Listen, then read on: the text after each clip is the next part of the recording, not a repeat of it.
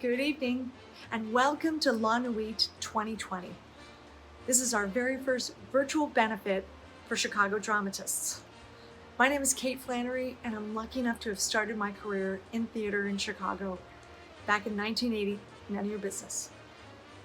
It was a long time ago. I'm also very happy to be your host this evening. Tonight, we're gonna have some great performances and some amazing interviews from award-winning playwrights and screenwriters who started out here at Chicago Dramatists.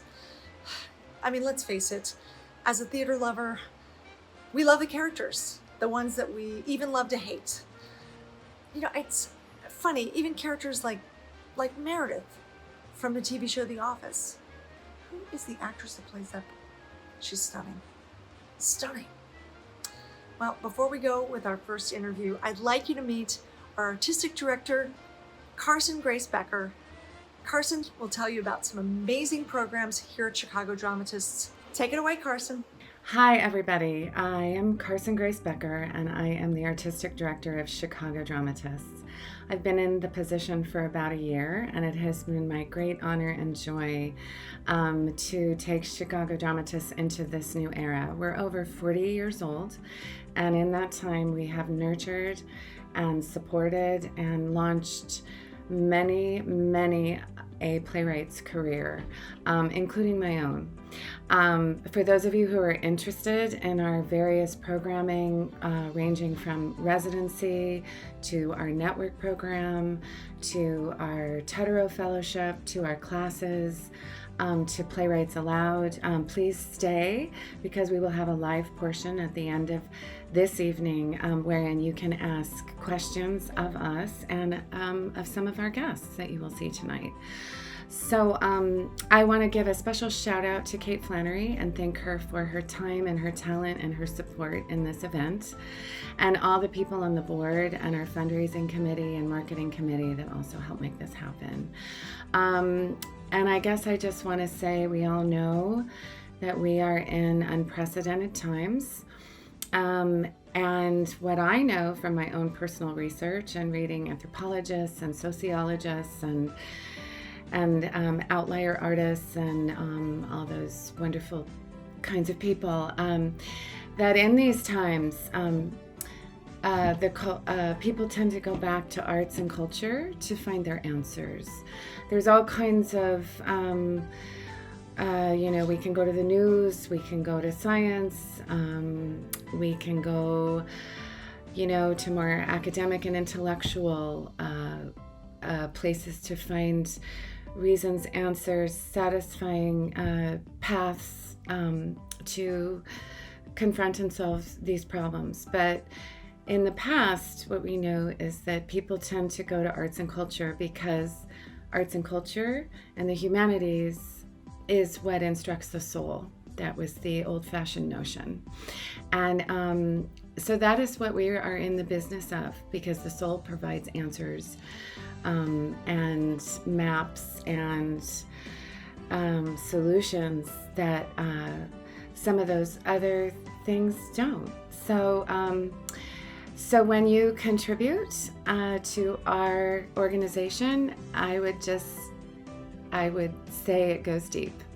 So thank you for your time and your generosity. And I am going to now pass it over to our fabulous staff member, Glenn B. Rust, who's going to explain how Text to Give works, how you can donate, and all those more technical things. And I will see you at the end of the show. Thank you. Hello, my name is Glenn B. Rust. I'm the theater manager here at Chicago Dramatists. I'm here to tell you all a little bit about how you can get engaged with tonight's event. To begin with, if you'd like to donate, there's a number of ways you can do that. You can visit our website, chicagodramatists.org, where you'll find links to all of the programs we're currently raising money for on the right-hand toolbar of the screen or under the support page. As well, our moderators will be posting these links in the chat box to the right of the video throughout the event and in the About section of our Twitch page. Lastly, you can text GIVE to 872-201-1077 to register for our new Text to Give feature. The first time you do this, you'll have to register your credit card information, but following that, anytime you text GIVE to 872-201-1077, you'll be able to donate to Chicago Dramatists and any of our specific programming. The event will last just over an hour, and following the event, we'll have a post-show discussion with artistic director Carson Becker, as well as some of our interviewees. We highly encourage that if you have any questions for our interviewees or for the company Chicago Dramatists regarding our current programming, you can either send them in the chat box to the right of the video, or you can tweet them at ChiDrama using the hashtag LaNuit2020. Throughout the event, our social media team will be live tweeting and live Instagramming the event, so feel free to engage with them using the hashtag LaNuit2020. Thank you so much for your support, and we hope you enjoy the show.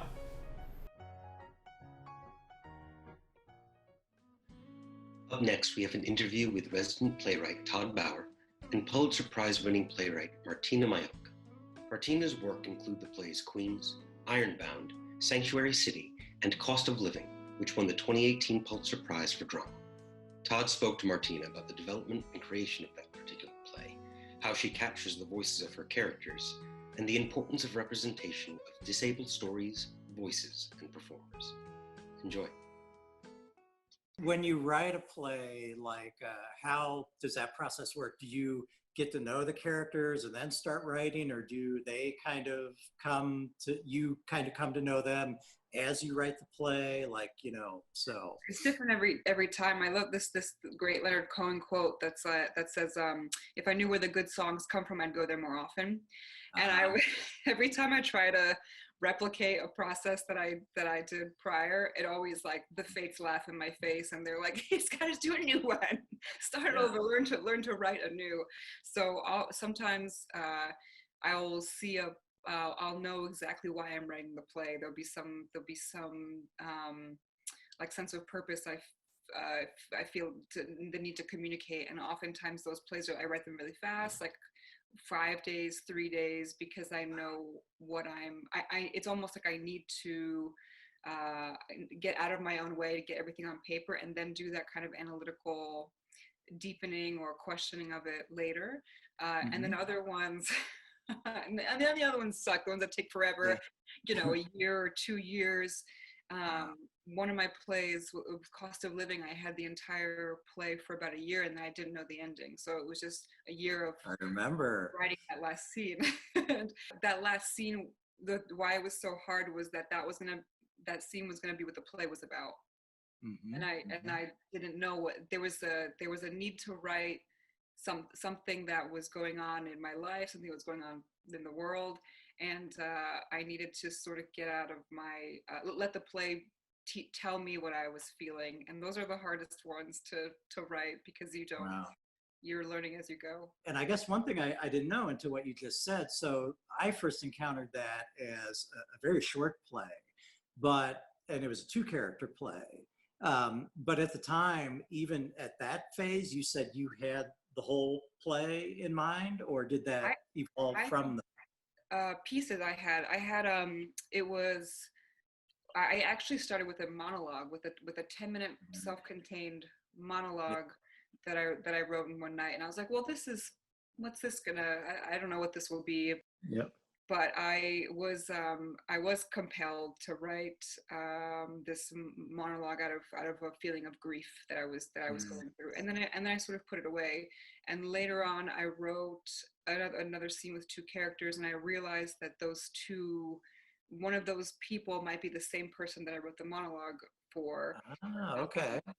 And that they might be in similar worlds. And then later on, I wrote another 2-character play, and I think, and I found that they were speaking to each other. The things that they were going through felt similar. There was just some sort of conversation going on that I had to solve the mystery of through that play. So it was a lot of. It felt like it wanted to tell me something that I didn't understand, but I had to just finally listen. So it took me 2 years to listen well enough to hear. And I remember there was a draft at one point where a character came in at the end who had never been in the play until the final scene. Yeah. Oh yeah, because it's a play of 2 couples. It alternates between 2 couples, and so I knew that, and no one person of either couple intersects with the other. So I was like, well, fuck, I know how plays work. They're supposed to intersect. One of them is supposed to. There's some reason for them to be in the same story, and so I knew that there would be some cross, but I wasn't sure what that was going to be. And so I tried lots of terrible, like this one's her sister, this one's, you know, this one's her nurse, or just these things that felt very logic brain, very like front and try to figure out the problem quickly. And I had to write them to try to solve it. And every time it felt dishonest, I had to start over. So it was a process of just trying to find, it genuinely felt like a mystery I had to solve. Yeah. Also, I want to make sure we cover, give a very brief bio of you and talk maybe a little bit about your time in Chicago and how that maybe impacted, you as a playwright, etc. So. Yeah, I came to Chicago in 2003. I was coming to attend undergrad at the University of Chicago, and I'd never been. I don't know what the fuck I was getting myself into. I basically went on usnews.com and looked at the top 50 schools and was like, oh, Chicago, that seems like a cool city. It has blues and Polish people. Like, I'll go there. And not really knowing anything about, it's first kid to go to college sort of thing. And also, you were born in Poland. I was born in Poland, so I'm like, cool. Yeah, don't gloss over that. Yeah, come on. You write about immigrants all the time. There's a reason. Yeah. So, it just seemed like a cool fucking city that I'd never been to.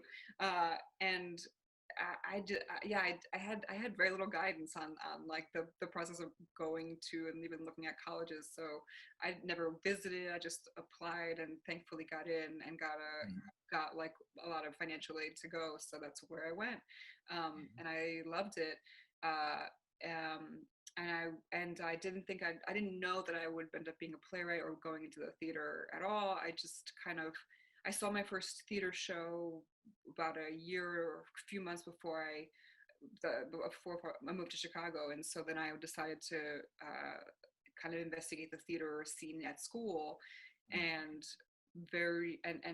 fell in love with the sort of the little family that you create when you're in a rehearsal room, and I just wanted to keep doing that for the rest of my life. And when in my last year of undergrad, I started writing plays I started writing to understand. There were things from my history, the way that people acted with each other, that I found paradoxical, and I just didn't understand the like depths of cruelty some people could go to, and the joys and all these things that encompass the human experience. And to try to kind of understand them, I would write backwards. I would take events that happened to me and fictionalize them and go backwards to try to understand the whys of things. And also what I found so moving about that process was I had to be everybody. I had to occupy every consciousness. So nobody could be a villain and nobody could be just a victim or any of these things. You had to open yourself up to many experiences of life. And so when I found that, I was like, I want to do this. That's what I want to do. Didn't know how to do that, but luckily landed in one of the best theater towns in the fucking world to decide to want to be a playwright. So when I graduated, I had won a fellowship that enabled me to just have to work part-time. And the other part-time, I gave myself a graduate program. Basically, I spent most of my time at the Harold Washington Library. So when I wasn't like working at a bar, I was pillaging the entire drama section of the Chicago Public Libraries, and then taking classes and workshops at places like Chicago Dramatists and Victory Gardens.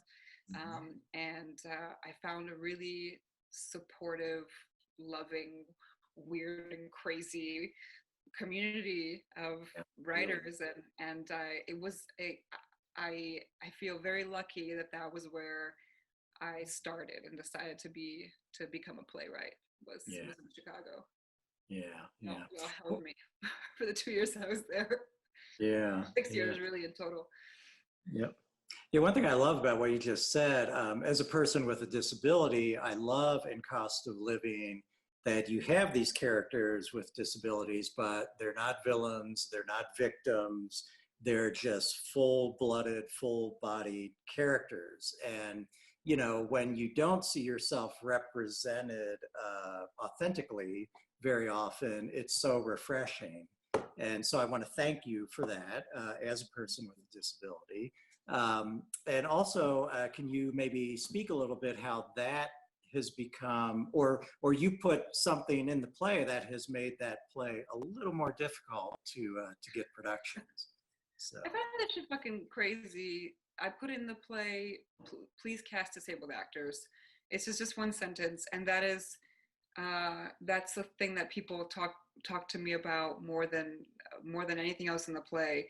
I just didn't see any. I almost felt like it was an afterthought. I was like, oh, maybe I should put this just in case people think that they shouldn't cast disabled actors in these roles.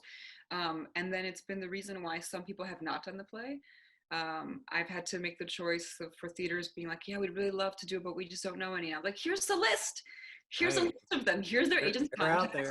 Here are some, you know, here, like I've published lists where you could find what agencies represent actors with disabilities, like certain theater companies, you know, Deaf West, Family, you know, I mentioned the Access Project, and you know, some people have just decided that they were like, well, thanks very much, but we won't do it. Maybe they don't like the play, and that's fine. But if it's a thing about you just can't find any, like, yes, you can. Here they are. Here's their names. And if you don't want to go the extra route of getting to know somebody and getting an opportunity to somebody that you might not know or not have worked with before, then I feel fine about not doing the play there. I would like for that not to be the thing, and for it to increase opportunities. People have said, well, they want to get a name actor for a certain role, and I'm like, well, every actor at one point has not had a name, but somebody gave them their first opportunity. And for a lot of actors with disabilities, they are the community of actors who have been jumped over and went straight to the, like, no disrespect, but like the Eddie Redmaynes and the Bryan Cranstons, and like, I wish y'all well, and like, you know, great, like, you know, peace be with you. But like, there is a whole community of great artists that is just ignored, and so it didn't feel right to continue to do that. But I didn't think that it would be that big of a deal that, you know, and down to like, we're not doing the play because we've chosen not to pursue actors with disabilities. Yeah, and I guess the last thing I have for the formal portion of this is what are you working on now? What's keeping you occupied? Drinking. Yeah. Drinking and running. I'm adapting a play of mine, Queens, into a series for HBO. Oh, fantastic. We'll see what happens. You know, and for now I'm just happy to have the opportunity to try. You know, who knows if it'll ever air, but I'm trying. So I'm developing that into a series. I'm working on a feature also, and 2 musicals. I've finished the libretto for one, and the other one is earlier. And then I had a play called Sanctuary City that we were about to premiere in New York when the shutdown happened. So hopefully we'll bring that back. That was at New York Theater Workshop, and hopefully we'll bring that back when it's safe to do so. I'm also actually New York Theater Workshop, where Sanctuary City was supposed to premiere. They're not planning to. They've already announced that they're not planning to do a typical traditional season until it's safe to do so. And so in the meantime, they've contracted what they call artistic instigators to create theatrical events on Zoom or in person in a safe sort of way. And so I'll be working with the same director that was directing Sanctuary City, with Rebecca Frecknell, who's in London, I don't know how we're gonna she's gonna direct a show, or who the hell knows, we're just figure it out. But it feels like it's an invitation to think about, like, well, if you can't meet in a room with a number of people, how do you create community? And how do you create that? How do you create theater? What is theater actually? And so I'll be doing that. But I think it's also a lot of television and film right now, because it feels like it's more feasible to do than the traditional sort of theater. But I can't stop the theater machine. I can't let it go. So good. Please don't. Hi, my name is Branson Rideau, and I'm a new board member of the Chicago Dramatists. In my very short time with the Chicago Dramatists, I've been amazed by how bold and forward-thinking the organization is. I've watched them support and teach a new generation of playwrights who are going to be courageous and optimistic in the very complicated times ahead.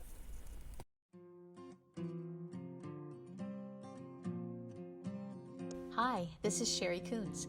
Seb Fabal and I teach a Chicago Dramatists class called Writing the 10-Minute Musical. Our most recent session of the class was an online version this May, which developed 11 projects. They were presented on Zoom under the direction of Jess McLeod with musical direction by Diana Lawrence.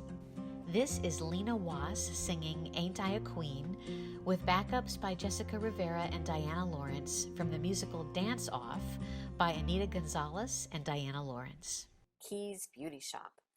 I got this plate, I got this chair, I got other folks' messes, scrubbing their floors, doing their hair. Ain't I a queen? That's what they say. Ain't I a queen? Ain't I a queen?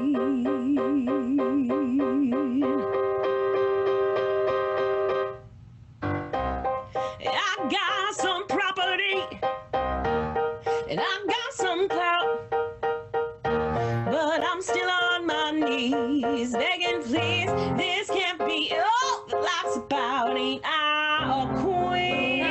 Hey, tell me someday, ain't I a queen?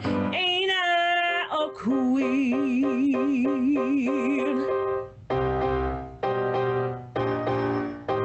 I scrub with a smile so the white folks hire. I twist and I braid like my sisters require. I rent out my rooms when the bottom line's dire. But what about me? Who's that in the mirror? Is that a queen that I see? Or the edge of a pit drawing nearer and nearer and nearer? You're down on your knees, a beautiful queen, always down on my knees. Is this all life can mean? All life can mean? All life can mean? Ain't I a queen? Ain't I a queen?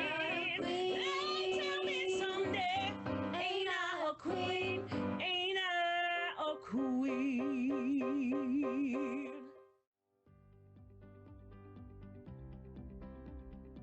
We are here with Alice Austen and Lauren Lolo Spencer.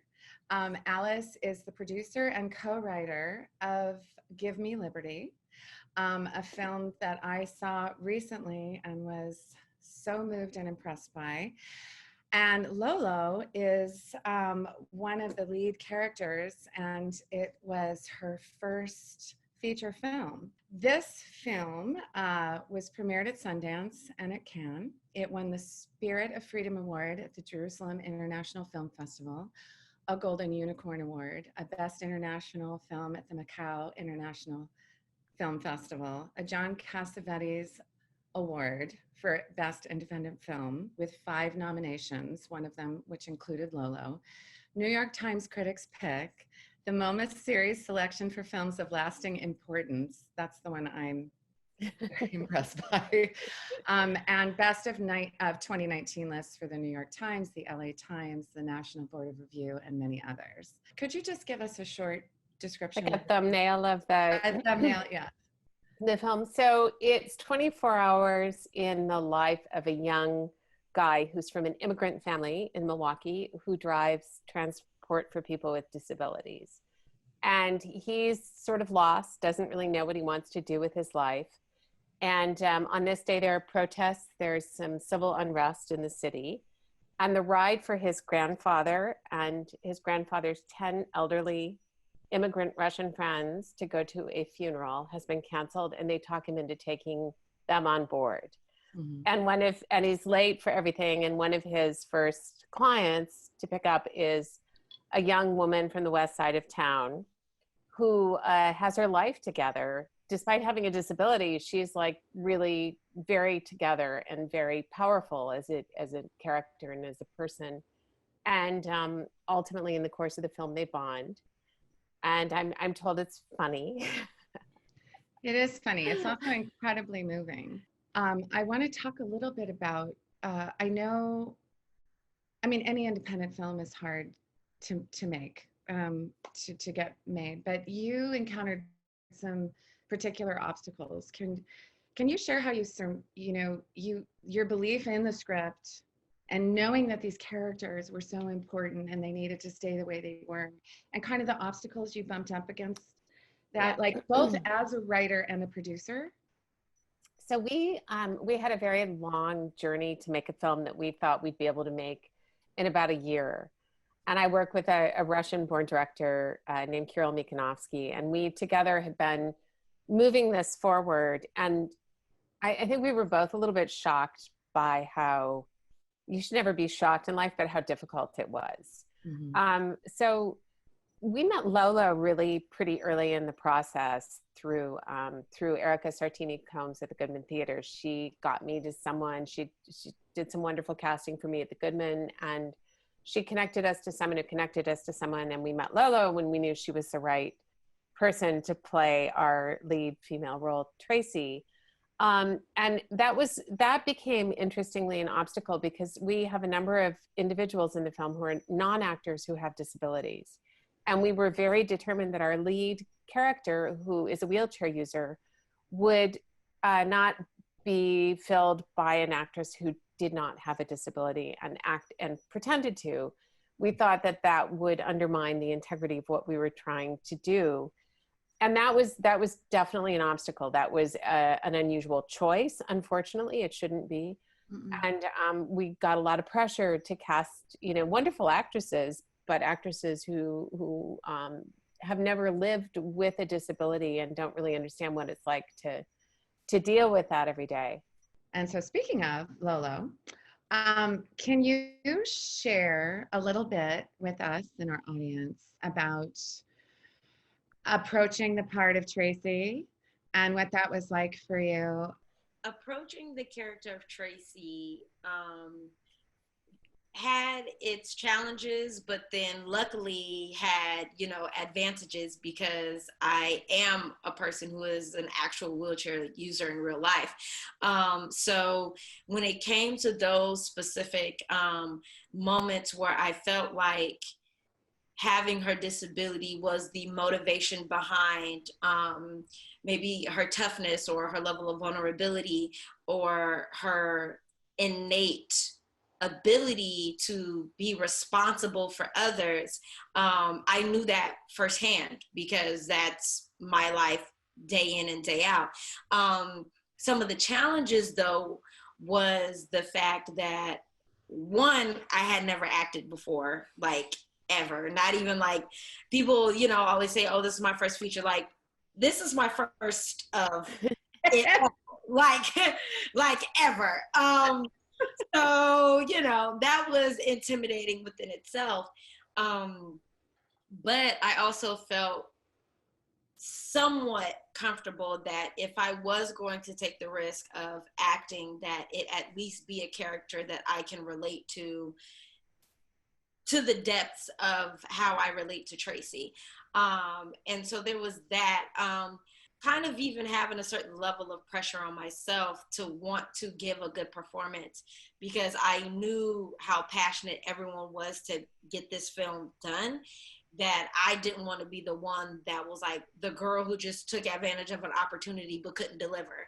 So I wanted to make sure that I, did the best that I could every day when I was on set. And so there were those things. And then the fact that Tracy is a little younger than I am. So how she responded in certain situations, me being 33, I'm not going to respond to those situations in the same way Tracy would because I've matured past that point where I'm not always going to, just bark at everybody.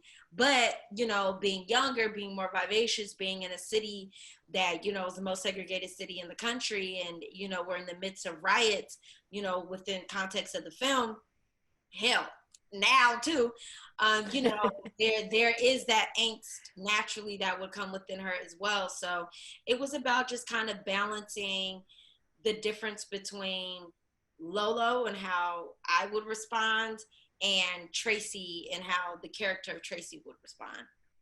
Yeah. When we talked earlier, you said one of the most beautiful things about the film, we were just sort of talking about the themes and one of the things that you loved about the film, and you said, well, everyone's equal in the van. So can we talk a little bit about artistically, you know, creatively as writers, as actors, as makers? I don't know, how do you approach that?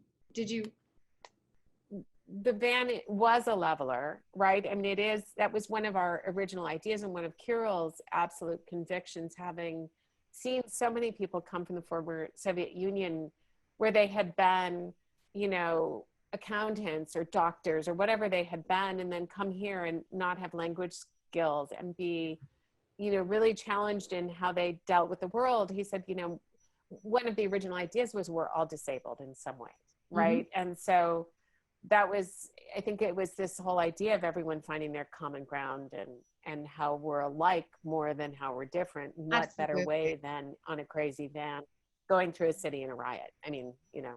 Lolo, I have like a bonus surprise question for you. Are you in any way motivated to write now, or write something for yourself? Or yeah, I'm actually currently working on my script Bible for a scripted series. Oh, good.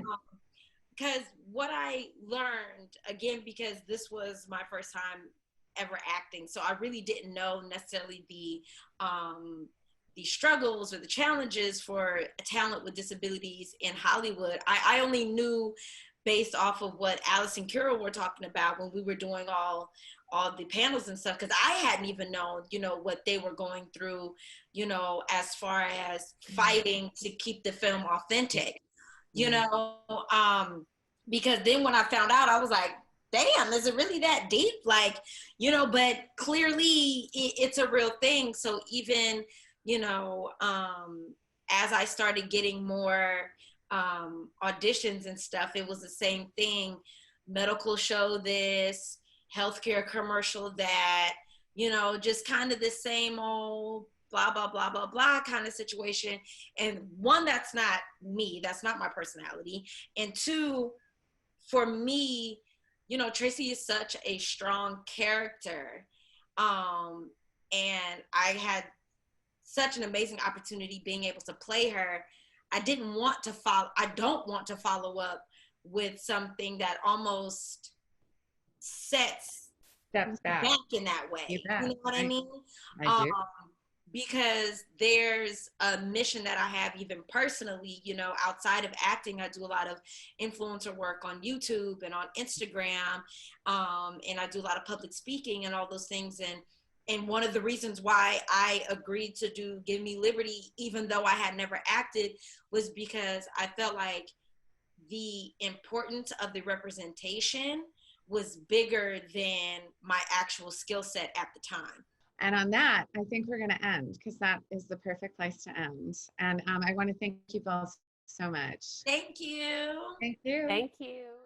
My name is Kristen Idashak, and I'm a resident playwright and board member at Chicago Dramatists. One of the things I really value about my fellow residents here at Chicago Dramatists are the ways in which they are telling stories that are really inclusive and expansive in the ways they portray and complicate narratives around race, ethnicity, gender, ability, sexual orientation, and that's the kind of multiplicity and the kind of complexity that we really need on our stages and in our world right now.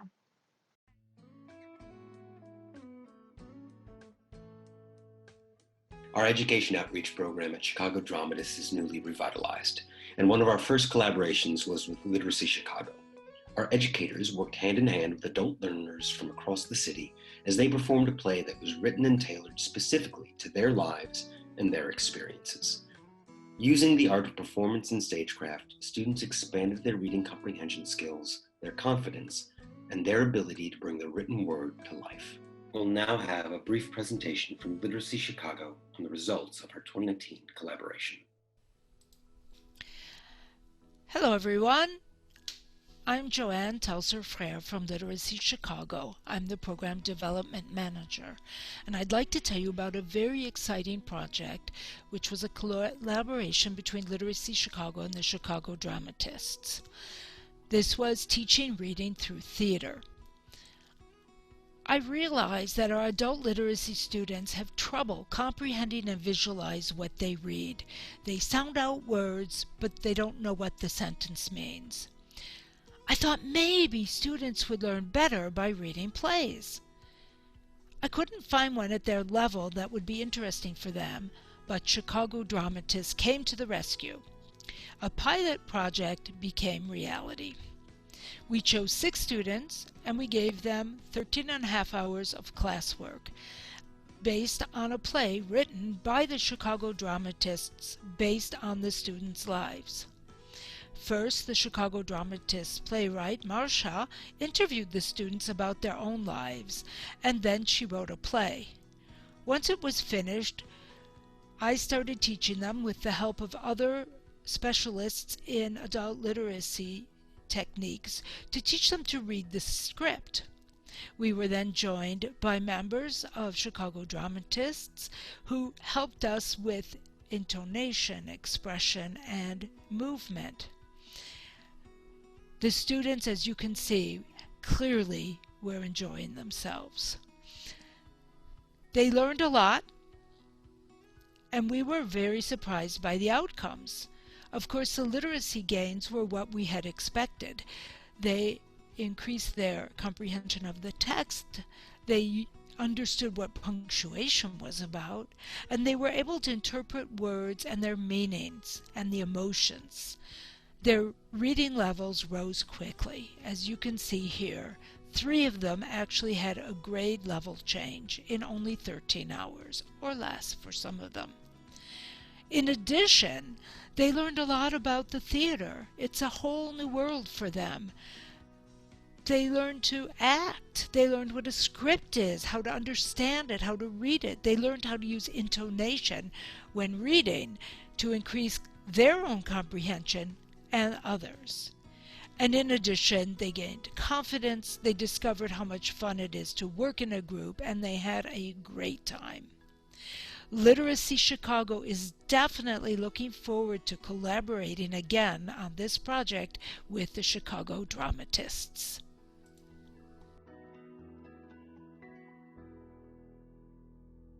An excerpt from Miguk Saram by Susan Pak, directed by Helen Young. Scene, Docs. Sam and Sylvester sit in his living room. Sam edits video footage for their vlog. It is projected on screen. She loads a clip of Rory punching Sylvester. She loads another, which shows Rory's PUA videos. This is gold, Sylvester. I can't wait to edit it onto our blog. I told you, I'm not doing it. We can't let Rory get away with this. He's already been expelled. He should be in jail. Our vlogs are not going to land him in jail. We have to try. Why? So millions of people can watch me get my ass kicked? So they can laugh and make memes? No. They're not going to laugh. They're going to rally behind you. Great. They'll pity me because I'm not man enough to take care of myself. Fuck, I couldn't even protect you. I don't need protection. I know. You don't need anyone. This isn't about you or your manhood. This is about injustice. But I'm the only one who looks bad. I'm the only one sticking my neck out. Every day I go into that school and get down on one knee during the Pledge of Allegiance. Every day I stick my neck out. You also have a litigator for a mother. The school is terrified of you and your family. You have the luxury of rebellion. All right, spare me the self-pitying bullshit. I don't have the luxury of anything. My people are dying in the streets. Yeah, your people, but not you. There is no difference. In protecting others, I protect myself. That's how it works. That's what resistance is. I know you're not this stupid. No, I am stupid. I'm stupid spending all this time and energy, and for what? You tell me all this is going to get me into Harvard? Oh, fuck Harvard. No, fuck you, Samantha. You're supposed to be my friend. But all you ever do is get me into trouble. I want to study. I want to get A's in my classes. I want my life back. You can have it, but I'm still uploading this footage. Then I'm going to go to the cops and file a report and send Rory to jail. I'm going to make sure he never goes to college. Do whatever you want. We can do this together.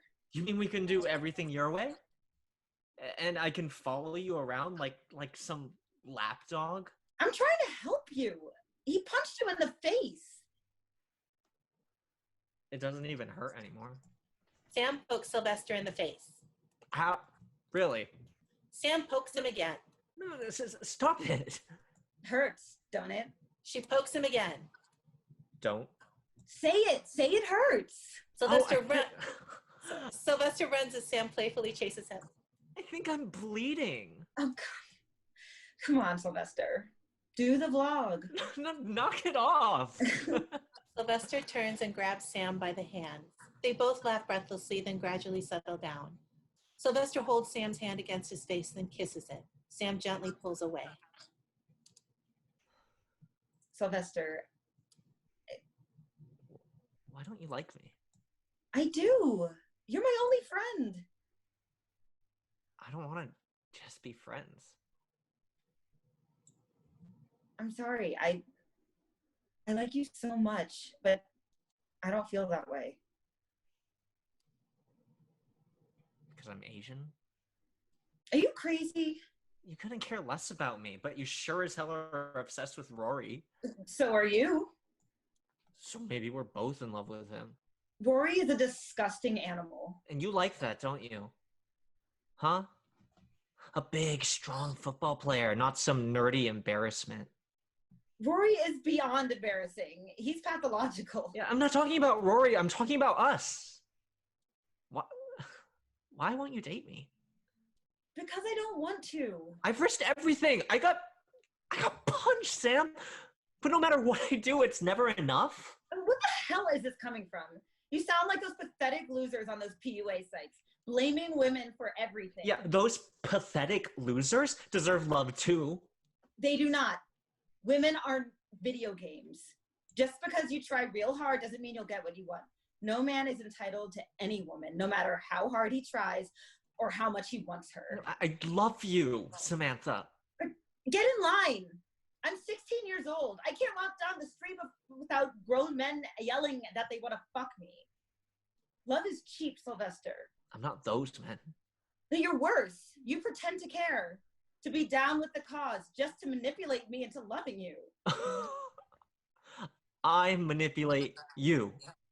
You're sitting here crying about getting friend zoned when there's real work for us to do together. But you don't care about racism. No, you'd rather hide from injustice than fight it. Because I'm a coward, right? Because deep down, you wish you were Rory. You worship him. You're so self-deluded. You're so deluded in self-hate. You actually believe that I'd love you if you were him. Sam picks up her laptop. Look, I'm posting this footage with or without you, and I'm going to the cops. Sam exits. Sylvester opens a browser on his laptop. His search appears on the projection screen. Sunil Patel, Kingdom of Men.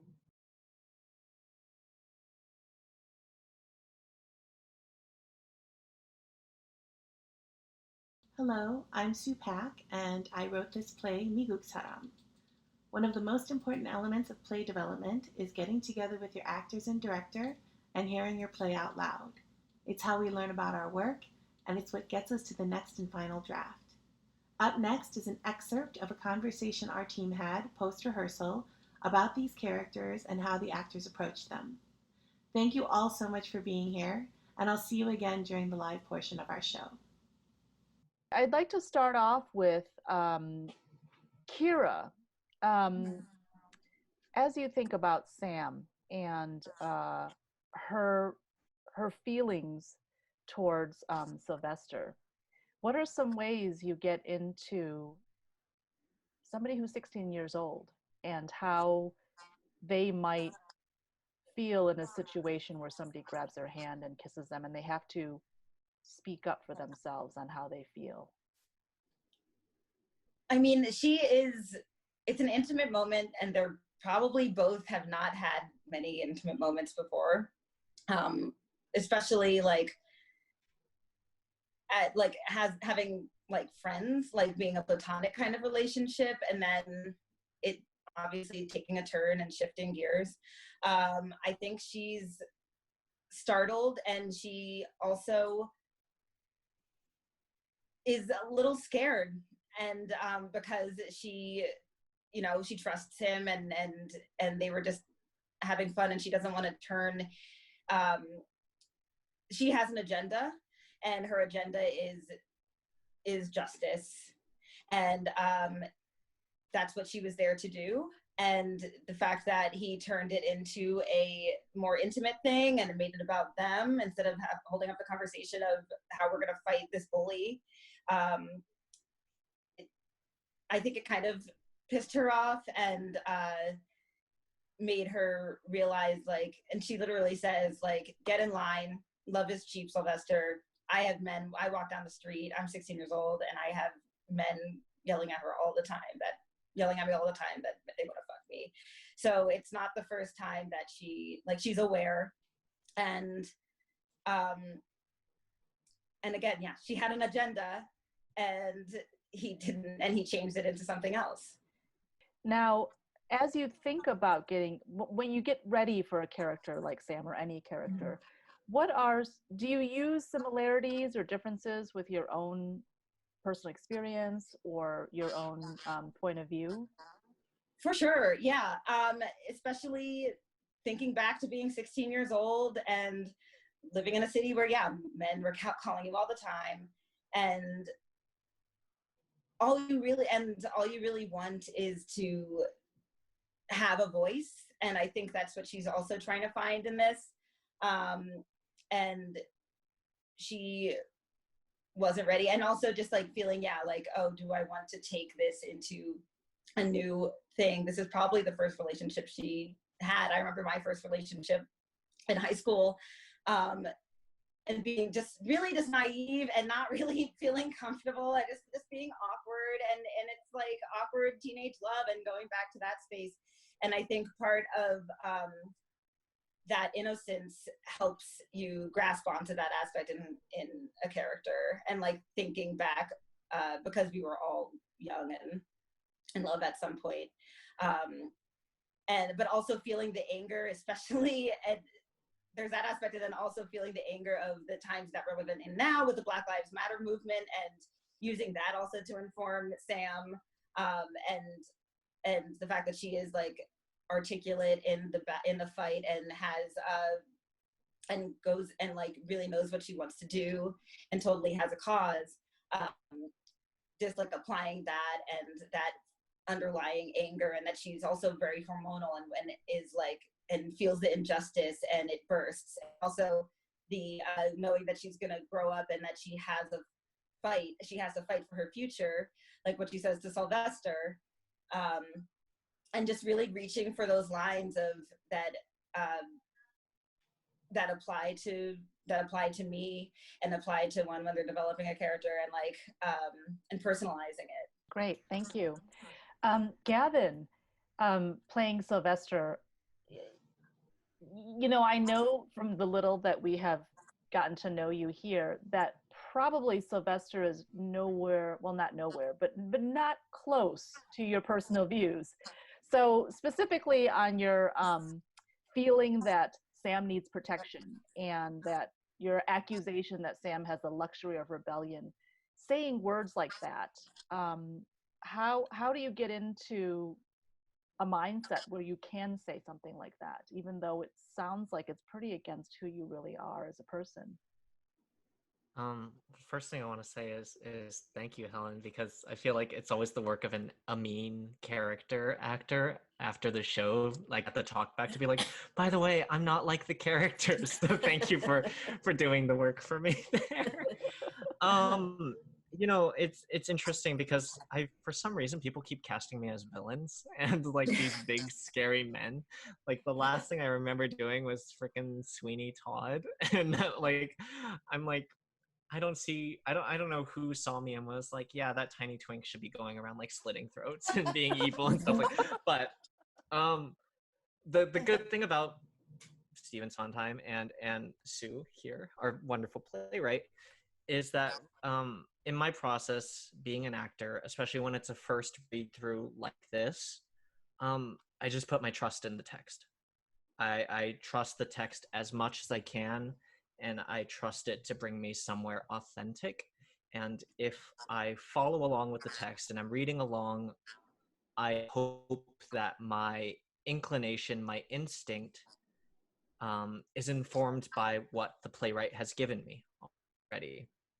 You know, when you're reading through the script, you see how things ramp up, you see how emotions start, you know, bubbling and surfacing, and if you follow along with it, if you're along for the ride, then for me, at least, my method is to just trust it and be as authentic as possible and bring whatever my instinct is to the good words that the playwright has already put down. Thanks.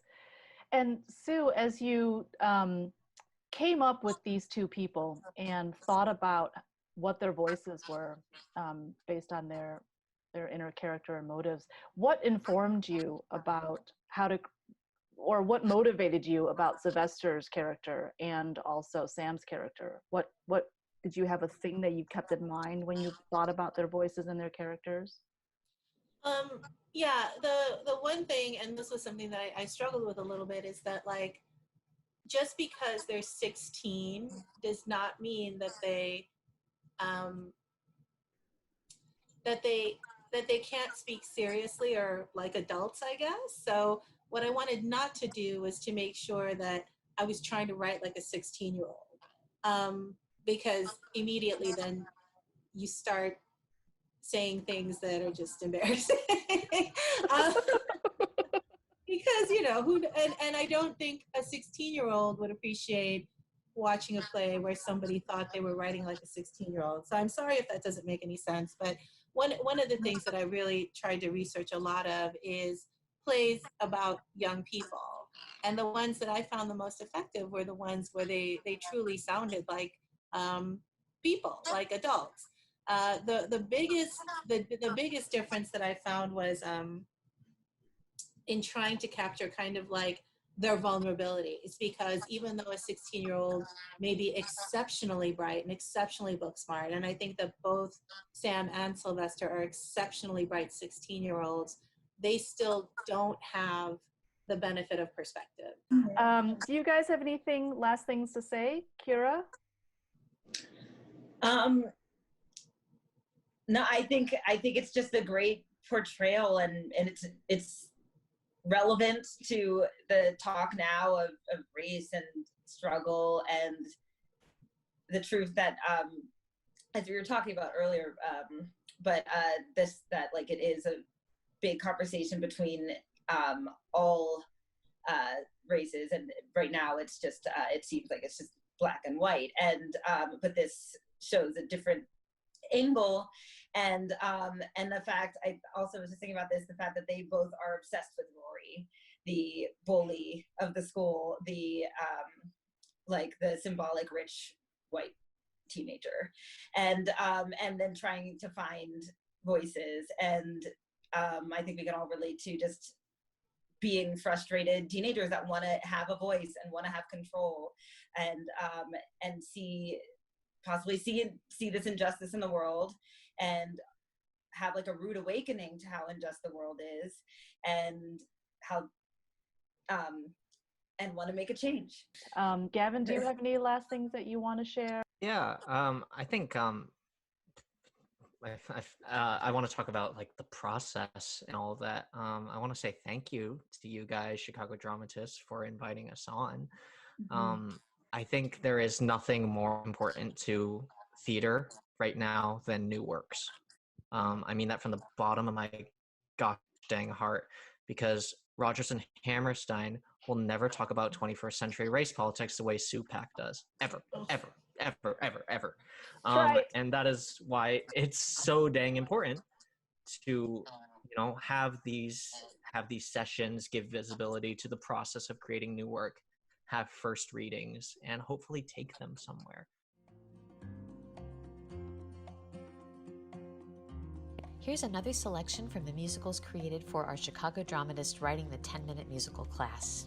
This is Jessica Rivera singing Paella Star from the musical of the same title by Chicago Dramatists resident playwright alumna Ann Garcia Romero and her composer partner Daniel Padilla. God,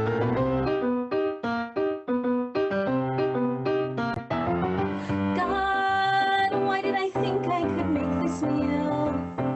Ay Dios, when did this become such an increíble deal? I look and buy, I cook and try. Rice needs to boil, more olive oil, then garlic cebolla, pollo jamon, shrimp clams, where did I put the limon? 8 mussels scrubbed and debearded. Debearded? What? Mussels have hair? Ay, madre mia! God, I need a perfect paella. Like my name is Thea, I need to be a star. God, everyone knows I am an awful cook. Ay Dios, you know I'd rather be reading a book than taking out and eating in Chinese or Thai. Why even try to do this chore when I'm at my store? I truly want to change, but this is smelling strange. God, I need a perfect paella. Like my name is Thea, I need to be a star.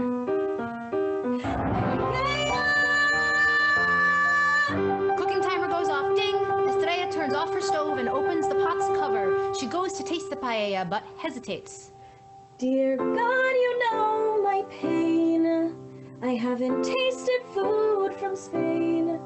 Not since Bobby died a year ago. I can't keep running, this I know. It's time to face the past. God, I need a perfect paella. My puppy named me Estrella. I need to be a star. I'm missing a puzzle piece inside of me, so my answer is Estrella tastes a bite of the paella. yeah. I need a perfect paella. Like my name is Thea, I need to be a star.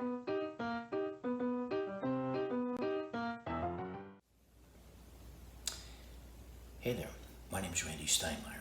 I'm an actor in Chicago and a board member at Chicago Dramatists. I did my very first reading at Chicago Dramatists in 1984, fresh out of the Goodman School of Drama. Since then, I've done hundreds of readings and several productions, including the award-winning A Steady Rain by Keith Huff. Now, I sit on the board because I feel it's time for me to give back. I'd like you to join me in giving. Please visit chicagodramatist.org/donate. Thank you.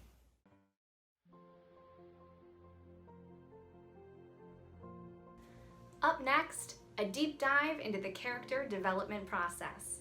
Join Artistic Director Carson Grace Becker as she talks with Chicago Dramatist alum Lydia R. Diamond, recipient of the 2020 Horton Foote Playwriting Award, whose play, Stickfly, was produced on Broadway by music sensation Alicia Keys.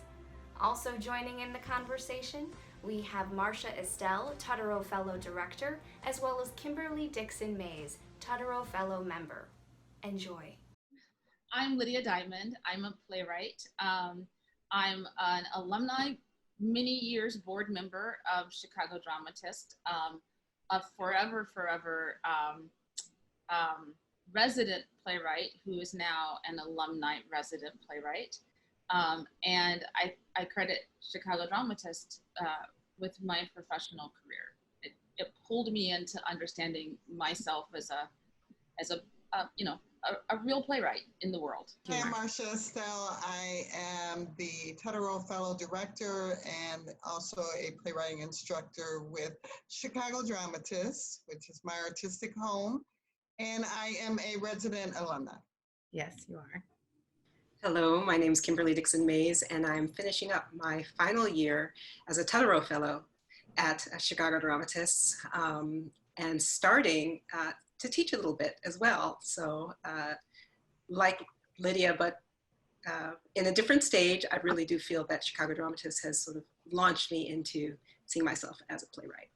Can you share any details, any moments with any of your plays or any of your characters when you made a kind of discovery that you weren't expecting, or when you sort of, they took you down a rabbit hole that you weren't, you didn't plan on?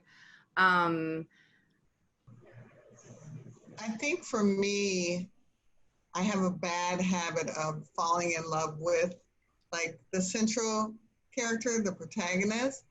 And then when you hear it, then you realize these other characters are not fleshed out as well. And I think one of the things I discovered was I had a reading of a play, and I think it's 5 or 6 characters in it. And I realized that it really should be about 2 characters. Like there was this one scene that I said, oh, this is the play. Like, you know, between 2 characters instead of all the other characters were not important. And what I realized that I really wanted to explore the relationship between an older Black man and a young boy that was on the edge of joining like a gang or something. So that's when I realized, oh, this is what the play is about. But it was after I had been working for 2 years on, you know, on the play. And I just realized, and I allowed myself to be okay with this. That's not the story you wanted to tell. This is the story you want to tell. I remember during our Saturday reading series, when the audience participation would start, one of the things Russ Tutterow would ask is, whose play is it? Mm. And I've always struggled with that.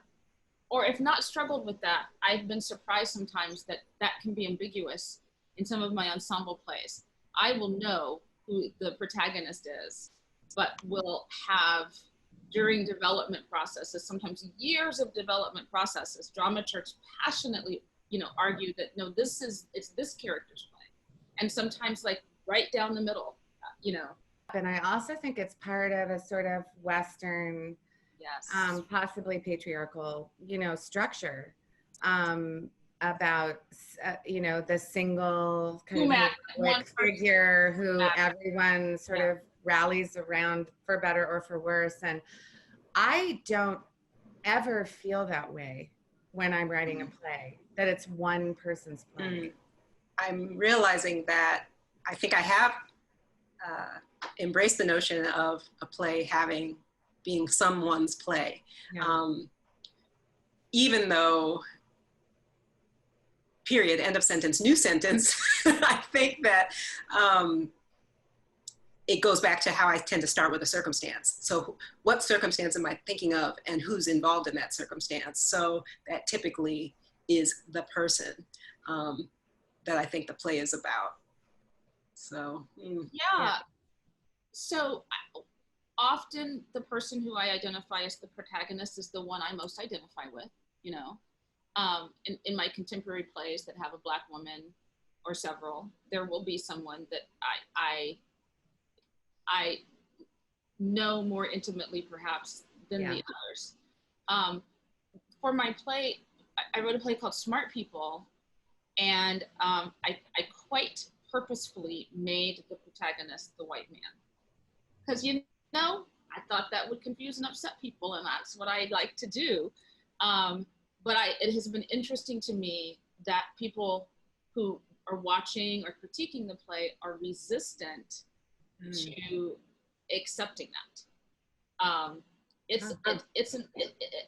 I don't even, are you looking at me like you're horrified, Carson? It's a weird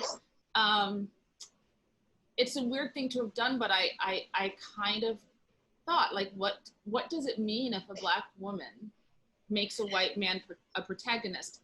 Outside of that, maybe she needs to relook at her priorities. That is what the play was about. This person who was trying to assert his white maleness, and so I gave that to him and then let the play crumble around him. Right.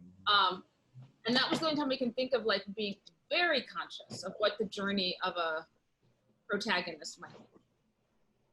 No, I think the horror that you might have seen on my face was that you said people were resistant.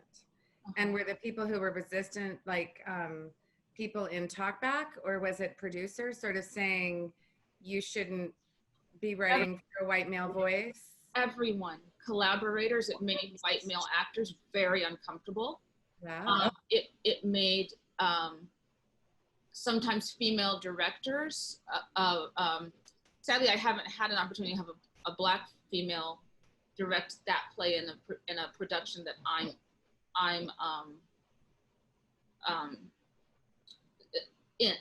what am I trying to say? Involved with. Involved with, yeah. But no, I think that we have a resistance because for very legitimate reasons, we reject this notion. And it was that notion that I was upending. I mean, it was exactly because of the patriarchal, I'm sorry, I should be articulate today, Carson, in this moment. Yourself, Lydia. But it was exactly because that is a complicated and disturbing premise in the first place that I wanted to do it. But because of that, and I do believe because I'm a woman and a Black woman, it was a hard thing for us to wrap our brains around. But there's the essay that just came out by Zadie Smith, right, where she talks about being really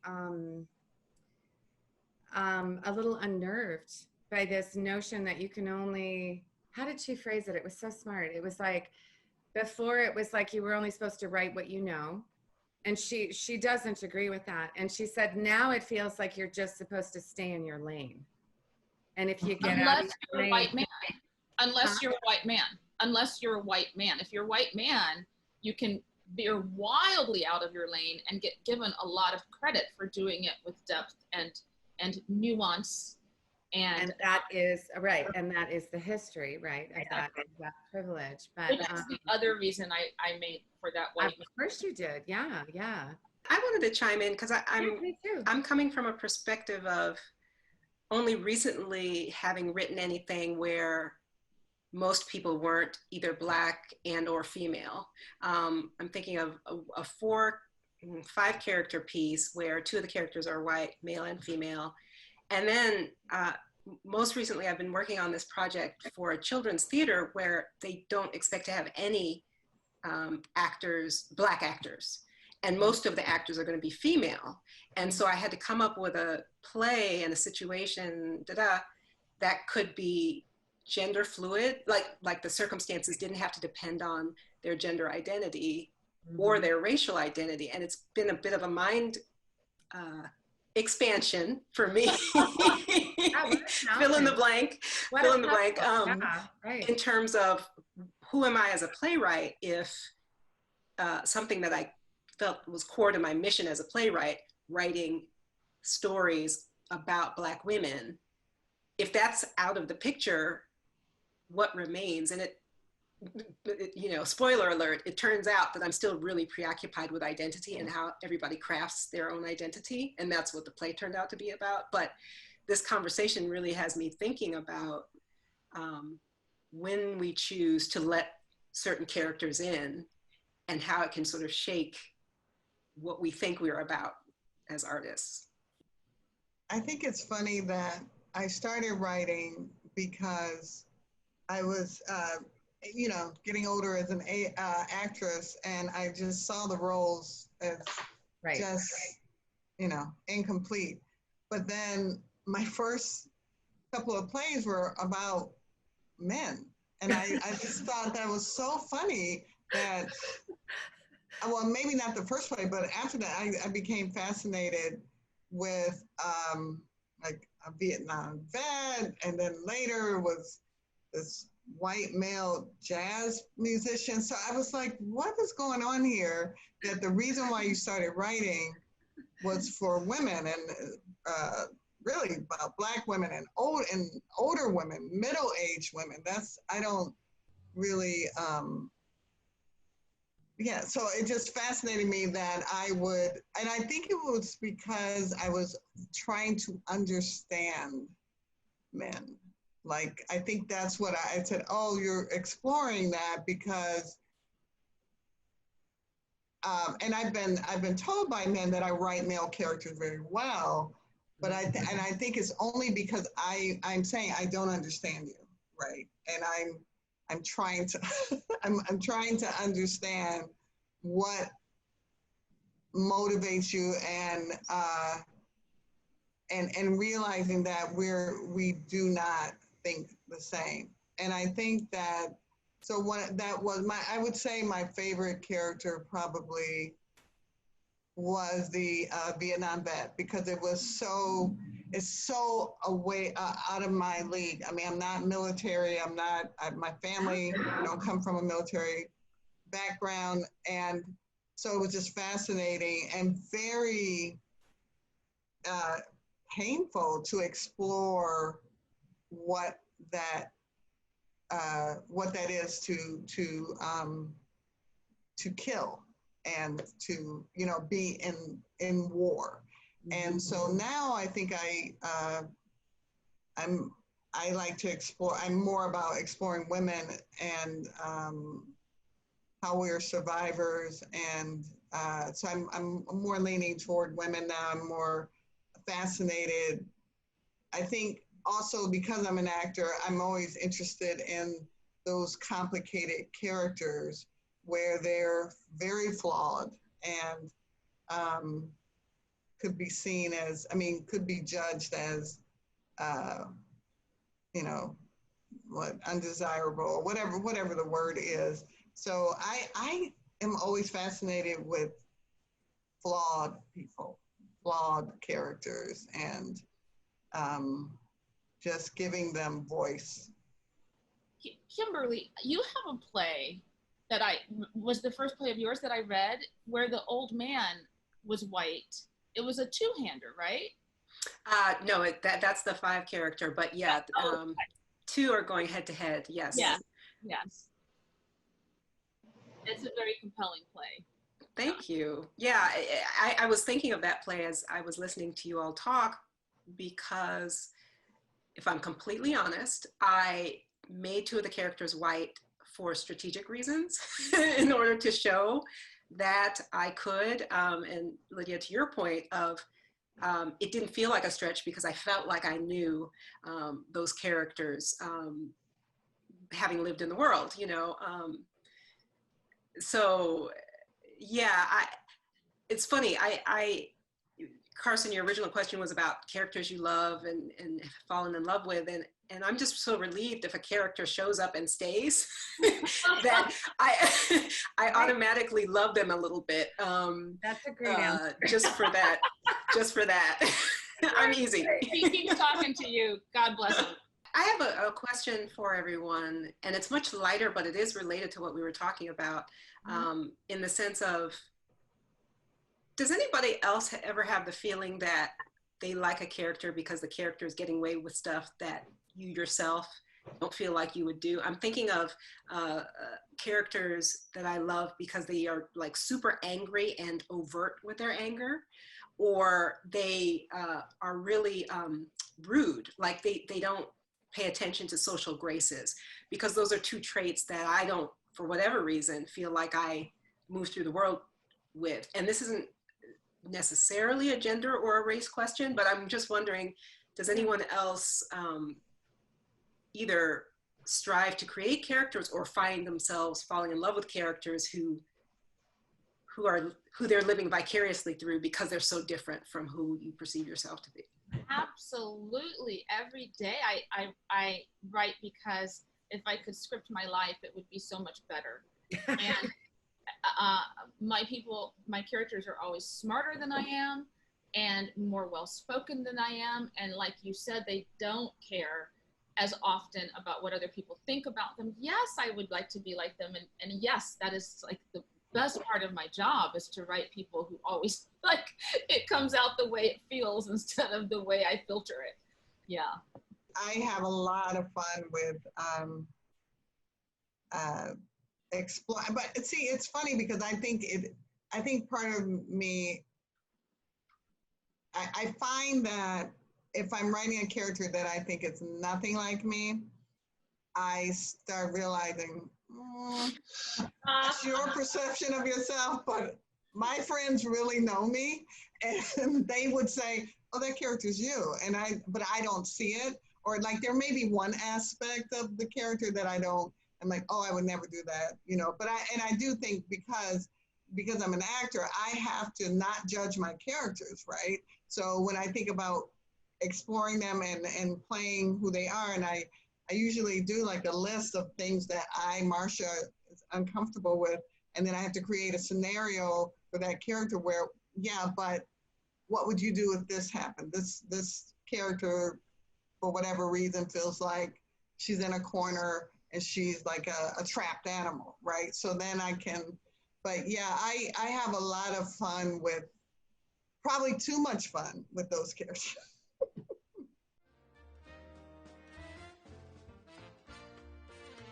Well, that almost wraps up our evening.